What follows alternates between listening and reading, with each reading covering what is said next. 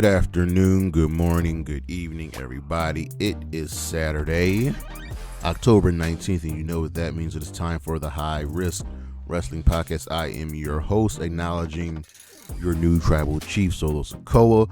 Welcome, one and all. It's me, Jeremy Pierce. Check out the socials, Charismatic Creations on Facebook and YouTube, Charismatic_Creations52 on Instagram, and of course, the 215 on Twitter. And today's show, the beauty of Halloween Havoc. We've had a lot of holiday themed wrestling shows, but for some reason, somehow, some way, Halloween Havoc stands the test of time. But for now, you know what's next, so just go on and hit my music.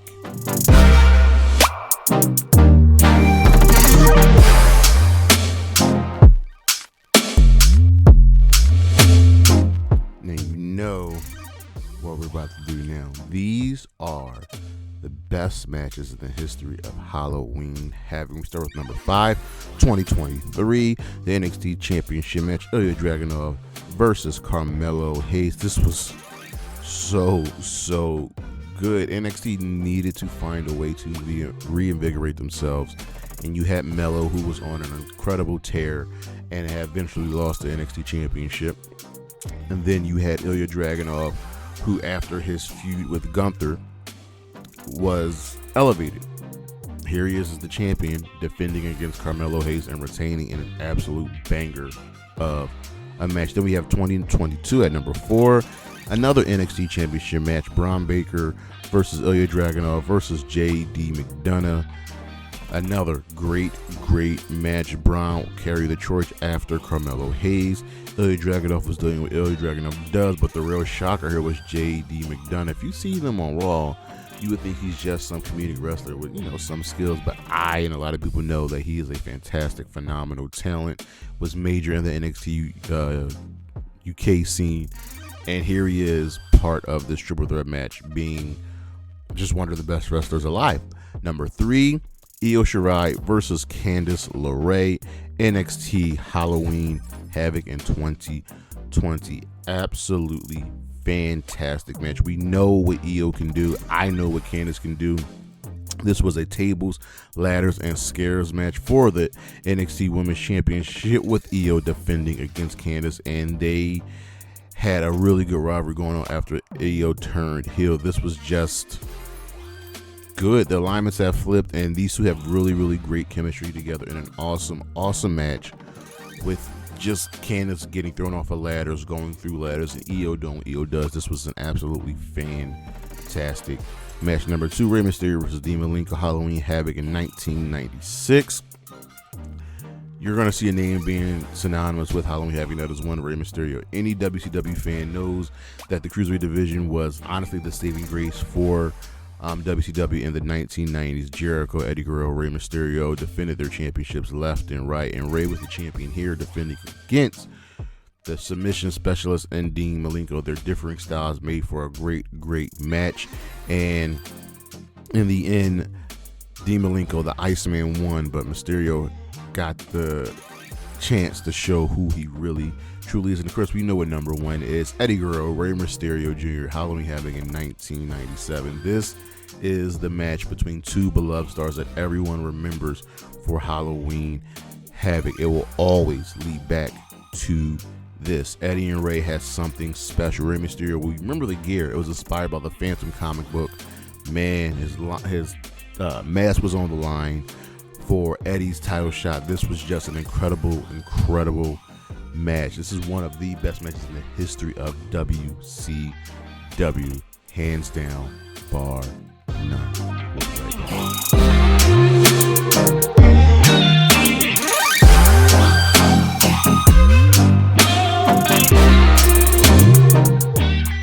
The spotlight shines on this company because they have, well, not even company, this brand, because they have kept Halloween Havoc alive, and that is NXT.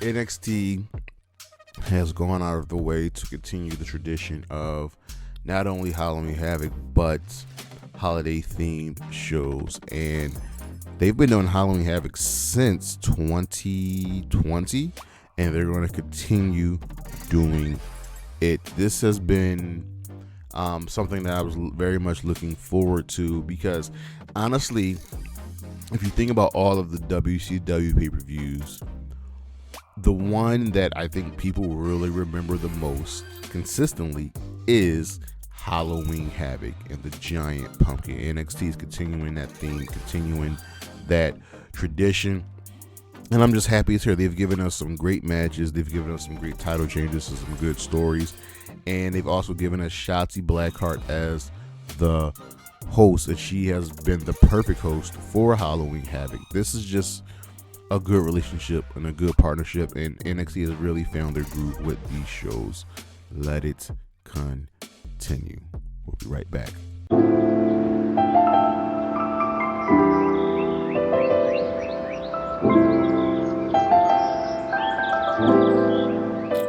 Halloween Havoc. When you say that name, what's the first thing that comes to mind? It's usually the Giant Pumpkin stage, and that's why I think Halloween Havoc is just so good. Why it's the one holiday themed wrestling show that people remember, people love, and it just keeps on going. Halloween Havoc is just a fun event, and let's talk about it briefly. The beginnings of Halloween Havoc. It started out with the first show being in 1989. Where was the first Halloween Havoc at? It's actually in Philadelphia, Pennsylvania. Took place at the Philadelphia Civic Center, and the National Wrestling Alliance / WCW gave it to us. It was a Halloween pay-per-view event, and it was just good. So let's look at that first event in 1999, Philadelphia Civic Center, which is no longer standing. Let's look at this card. We had 8 matches. First match was Tom Zink defeating Mike Rotunda. We had the Samoan SWAT team defeating the Midnight Express and Steve Williams. Who was on the Samoan SWAT team, you say? You had Fatu, aka Rikishi. You had the Tonga Kid. You had the Tonga Kid, and you had Samu. Then we had Tommy Rich defeating the Cuban Assassin. We had the Fabulous Freebirds defeating the Dynamic Dudes. Wow.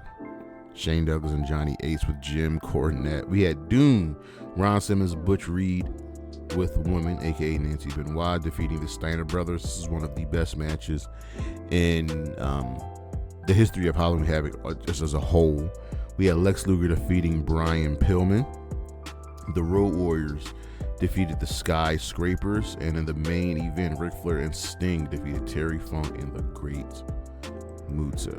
Legends all across the board, up and down. Then there was one the following year in 1990 in Chicago, Illinois. That main event was Sting versus Sid Vicious for the NWA World Championship. But then after that, it was branded by the WCW and ran from 1991 all the way up until the end of WCW in 2000. Halloween Havoc is just a fun event. And after Halloween Havoc ended, we had to wait all the way up until NXT brought it back. The last Halloween Havoc was ran in 2000, and the main event was Goldberg defeating Chronic in a handicap match. Had Goldberg lost, we'd have been forced to leave WCW. That was the main event. It went 3.5 minutes. This is when WCW was getting bad. Let's look at the rest of that card real quick. Natural Born Thrillers defeated the Filthy Animals and the Boogie Knights. Reno defeated Sergeant AWOL. The Misfits in Action defeated the Perfect Events. Weird. The Filthy Animals defeated Shane Douglas and Tori Wilson. Buff Bagwell defeated David Flair. Mike Sanders defeated Ernest the Cat Miller. Mike Awesome defeated Vampiro. General Reaction, Lord, defeated Lance Storm and Jim Duggan. Jeff Jarrett defeated Sting. Booker T defeated Scott Steiner. This was for the WCW Heavyweight Championship. There's another title match on that card. The Reno match was for the Hardcore Championship. The first match was for the Tag Team Championships. The General Reaction match was for the United States Championship. So this is where we get to the worst of WCW. But Halloween Havoc somehow, some way, for some reason, still sits fondly with us. But it's not, hasn't been the only holiday themed show. WCW has given us the Great American Bash, which has been brought back by NXT. AEW regularly gives us the Holiday Bash, St. Patrick's Day Slam, New Year's Smash. What else did they give us? There was something else that they give us. St. Patrick's Day. I think those are the main thing. And then St. Patrick's Slam, and then NXT has brought us New Year's Evil. They have brought us WWE has brought us New Year's Revolution, and the Great American Bash still continues right now. We also have Vengeance Day, which is really brought to you as a part of Valentine's Day. And the holiday theme shows just work. They're very, very easy to do. But for some reason, some way, somehow, Halloween Havoc just keeps on going. Yeah, we know the Great American Bash, and we only really remember two things about the Great American Bash: the Hogan turn and Taker killing Paul Bearer. That's it. We remember the first St. Valentine's Day Massacre for the debut of the debut of the Big Show. Sorry, but these other holiday themed shows really don't work. Now TNA does their great Thanksgiving show, where someone has to wear the turkey suit, and that's just classic TNA, and it just works. But Halloween Havoc is just here. It's always here. It is, at the very least, consistent. It has been going on for almost 20 years now. We combine up the total history of Halloween Havoc, and it's given us some fantastic moments, from some fantastic matches. And let's look at some of these top moments. And we start with something unique. We've got the Great Muta saving the day. This was the original event, 1989, in Philly, with Ric Flair and Sting going up against the Great Muta and Terry Funk in a Thunderdome cage match with Bruno Sammartino as the special guest referee. And the only way the match could end was when either Gary Hart, representing Muta and Funk, or old Ollie Anderson, representing Sting and Flair, threw in the towel for one of the men. That's dope. I like that. This was just fun, and Great Muta saved the day. Why? How? Someone turned on electricity, and on the top of the cage, one of the decorations caught on fire. And what did Great Muta do? He went to the top rope and blew it out with his green mist. That was just good. He used his green mist to take out, to put that flame out. Or what about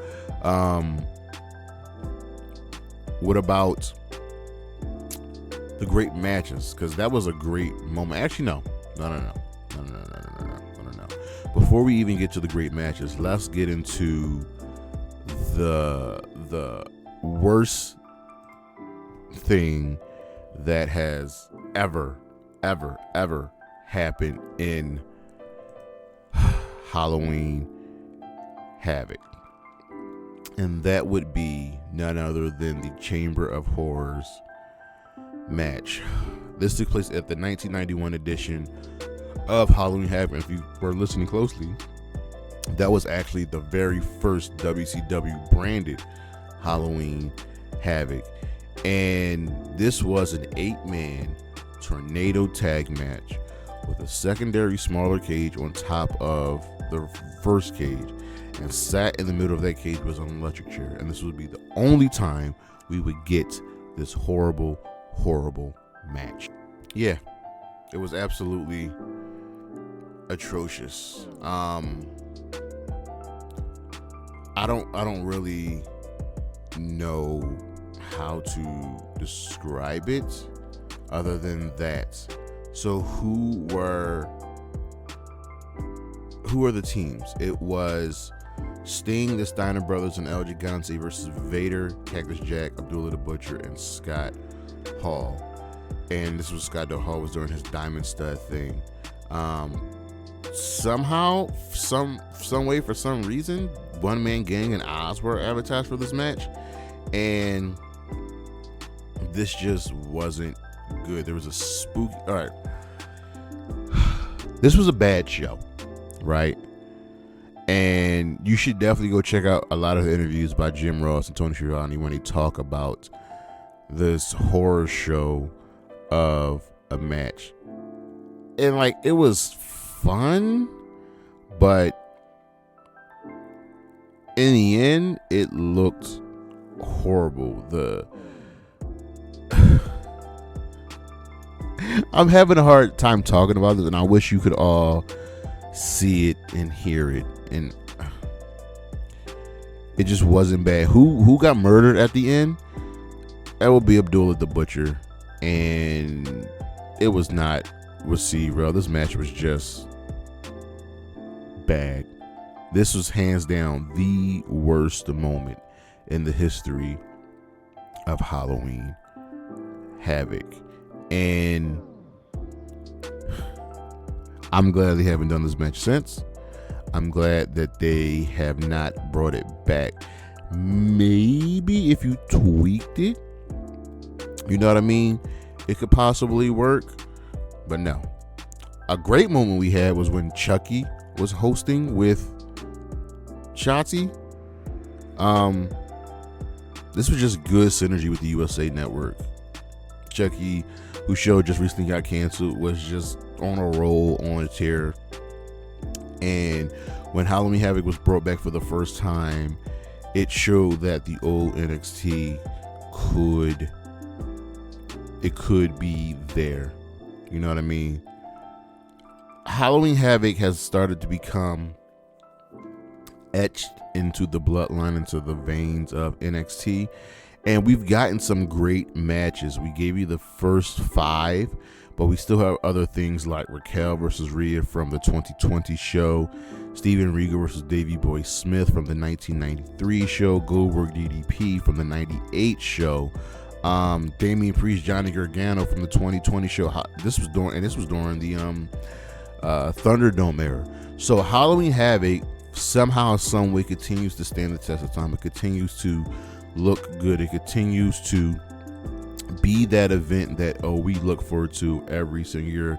And with NXT bringing it back, with NXT carrying on the tradition, I don't see it going anywhere for a very, very long time. And what sucks about this year's show is Shotzi is out with an injury, so she can't host, but they have some good spooky characters in NXT like Wendy Chu, like Tatum Paxton. Now they're working with TNA, so you can go and bring in Rosemary, have them host. It's a fun show, and at the end of the day, we ultimately remember Halloween Havoc for one very specific reason. Eddie Guerrero, Rey Mysterio, Halloween Havoc, 1997. This is what every single person remembers about Halloween Havoc. This is the match that ultimately elevated Eddie and Rey, honestly, to superstardom. This match was not only for the Cruiserweight Championship, but it was for that eyesight, that vision that WCW couldn't seem to get. But the Cruiserweight division was it. Eddie here is vicious. He's unrelenting. I miss that man every day. And he was trying to always take Rey's mask, whereas Rey was, for the first time, wearing that bodysuit to prevent the mask. And this was the Phantom suit. This was just good. These two have chemistry that is like second to none when it comes to wrestlers. You know what I mean? You get guys like Ospreay and Ricochet who work well together. You get Sasha Banks and Bayley who work well together. But there was always something special about Eddie Guerrero and Rey Mysterio fighting each other. This is the classic. This is the match this is what we remember about Halloween Havoc. Can't wait for the next show, man. But that's our show. Thank you for listening. Thank you for watching. I greatly appreciate it. Check out the socials, Charismatic Creations on Facebook and YouTube, Charismatic_Creations52 on Instagram, and of course, the 215 on Twitter. Coming up, we got today's show, Beauty of Halloween Havoc. We got a list coming up. Some more Let's Talk About It. I'm trying to catch up with things, Flashback Fridays. And then we got Bound for Glory on the books next weekend. But again, y'all, I really appreciate it. We are coming up to our 200th show, and I gotta figure out what I really want to do with that. But as always, Anna J, Willow Nightingale, Chris Statlander, Gigi Dolan, Bailey, and Isla Dawn, holla at your boy.